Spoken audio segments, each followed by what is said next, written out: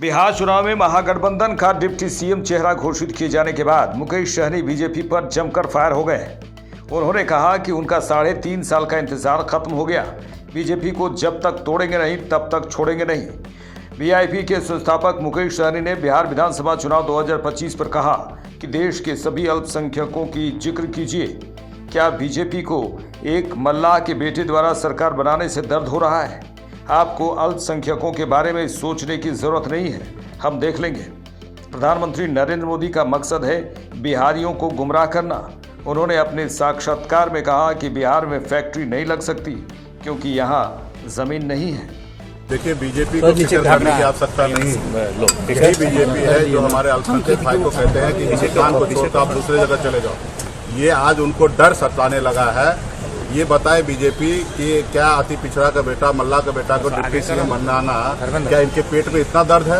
और वो अल्पसंख्यक भाई के लिए फिक्र हम करेंगे, आप वो फिक्र मत कीजिए। आपके पास भी शाहनवाज हुसैन है, उनके बारे में फिक्र करिए।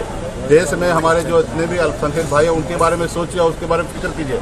नफरत की राजनीति नहीं कीजिए। अभी सबसे पहला मेरा सवाल है भाजपा वाले से कि क्या आपको तकलीफ हो रहा है? एक मल्लाह का बेटा, एक केवट का बेटा अगर राज्य में अगर सरकार बनाता है, डिप्टी चीफ मिनिस्टर बनता है, तो आपको इतना दर्द क्यों हो रहा है भाई? आपको इतना परेशानी क्यों होता है? तो हमें तो पता है कि आपको दर्द और परेशानी इस बात का होता है कि गरीब पिछड़ा का बेटा कैसे राज्य में डिप्टी सीएम बन सकता है? कैसे हमने मंत्री बना तो आपने कैसे हमारे विधायक को खरीद लिया, हमको सरकार से बाहर कर दिया? पहले इस सवाल का जवाब दे। बाकी अल्पसंख्यक के लिए हमको सोचने के उसको सोचने की जरूरत नहीं। हम लोगों को पता है क्या करना चाहिए। जिस सीटों पर फ्रेंडली फाइट हो रही है उन सीटों पर कब तक फैसला होगा, कौन लेगा नहीं लेगा? देखिए, आने वाला समय में अभी बहुत ऐसे सीट पे हम लोगों का आपसी सहमति बन चुका है।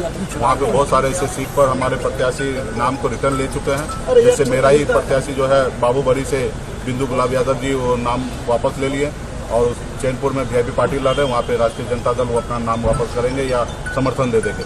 तो कुल मिला के हम लोगों का गठबंधन में चाहिए 2-4 सीट है। आने वाले समय में उसको भी हम लोग दूर कर लेंगे। आज प्रधानमंत्री नरेंद्र मोदी कर्पूरी ग्राम जा रहे हैं समस्तीपुर, क्या दलित वोट बैंक का साधने का है? देखिए, मोदी जी बिहार आते हैं, बिहार एक ही मकसद होता है उनका, बिहारी को गुमराह करना, बिहारी को गुमराह करके कैसे वोट ले लेना।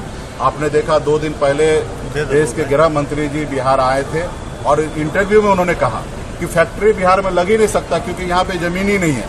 आप बताइए, आपको जो आप लोग ऐसे बिहार के बिहारी होने के नाते और आप मीडिया के साथी हैं, आपको बिहार में जमीन नजर नहीं आ रहा है?